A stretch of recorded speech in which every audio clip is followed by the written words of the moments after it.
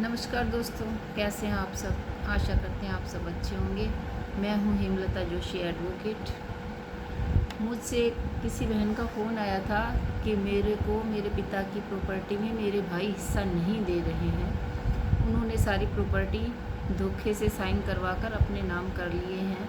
क्या मुझे मेरे पिता की प्रॉपर्टी में हिस्सा मिल सकता है? और मैंने मेरे भाइयों से कई बार प्रॉपर्टी मांगने की कोशिश की तो उन्होंने यही कहा है कि तू पराए घर की है, तेरी शादी कर दी है, अब तुझे हमारी इस प्रॉपर्टी में कोई हिस्सा नहीं मिलेगा। तो उसका ये कहना था कि मैं जानना चाहती हूँ कि शादी हो चुकी है इस कारण से मुझे हिस्सा नहीं मिलेगा, या वैसे पिताजी ने कोई कानूनी दस्तावेज बनवाए हैं।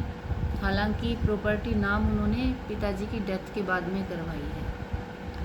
ऐसे कई बहुत सारे केस आते हैं देखने के लिए जहाँ शादीशुदा बेटियों को हिस्सा नहीं दिया जाता। अगर बेटी मैरिड नहीं है तो भी ये कहकर उसे अवॉइड कर दिया जाता है कि तुझे पराए घर जाना है, इस प्रॉपर्टी में तेरा कोई हिस्सा नहीं है। इन परिस्थितियों को क्लियर करते हुए विनीता शर्मा बनाम राकेश सुप्रीम कोर्ट ने एक अहम फैसला दिया है, जिसमें इन सब परिस्थितियों को एक अच्छे तरीके से सुलझाया गया। उस फैसले में ये बताया गया है कि अगर किसी भी पिता की डेथ 2005 के बाद में हुई है और वो वसीयत करे बिना गुजर जाते हैं या मृत्यु हो जाती है, तो उन सभी बेटों को, बेटियों को, यानी कि सारे वारिशान को उसकी प्रॉपर्टी में, संपत्ति में हक होगा।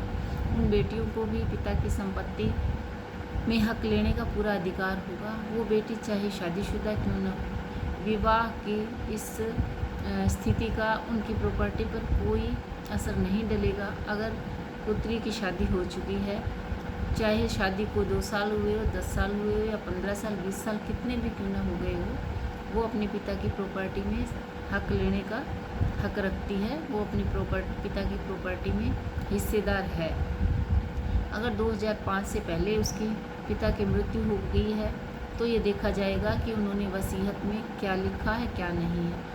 और एक संपत्ति होती है पैतृक और एक होती है स्वयं अर्जित। अगर स्वयं अर्जित संपत्ति है और पिता ने अपने जीवन काल में ही किसी एक पुत्र को, 2 पुत्र को दे दी है, तो उसका पुत्रियां हक क्लेम नहीं कर सकती। लेकिन पैतृक संपत्ति है और पिता की मृत्यु हो गई है, चाहे उन्होंने अपने जीवन काल में वसीयत की हो या न की हो, लेकिन 2005 के बाद में सभी पुत्रियां, बेटियां जिनकी चाहे शादी हुई हो या नहीं हुई हो, वो अपने पिता की संपत्ति में हक रखती हैं और उन्हें अपना हिस्सा लेने का पूरा अधिकार है। अगर उनके हिस्से पर नाजायज़ रूप से कब्जा कर लिया जाता है या नाजायज़ रूप से उनसे हक छीन लिया जाता है, धोखाधड़ी से उनसे कागजात पर साइन करवा लिए जाते हैं, तो वो उस उनको कोर्ट में चैलेंज कर सकती है। वो अपने हक के लिए सिविल दावा कर सकती है और वो अपनी संपत्ति के अंदर अपने हिस्से मांग सकती है। उसे ये कानूनी अधिकार है, क्योंकि 2005 के बाद में अगर किसी के पिता की मृत्यु हुई है तो ये फैसला विनीता शर्मा बनाम राकेश का एक अहम फैसला सुप्रीम कोर्ट का, जिसने बेटियों की पोजीशन बिल्कुल क्लियर कर दी है। अगर आपके साथ भी ऐसी कोई घटना हुई हो तो आप अपने पिता की प्रॉपर्टी में संपत्ति पाने का पूरी हकदार है और आप अपना हक ले सकती है। उसके लिए आप कानून की लड़ाई भी लड़ सकती हैं, क्योंकि आपको उस हक से, उस हिस्से से कोई वंचित नहीं कर सकता। ये आपका अधिकार है। अगर आपको ये जानकारी अच्छी लगी हो तो वीडियो को लाइक, शेयर और सब्सक्राइब जरूर करें। नमस्कार।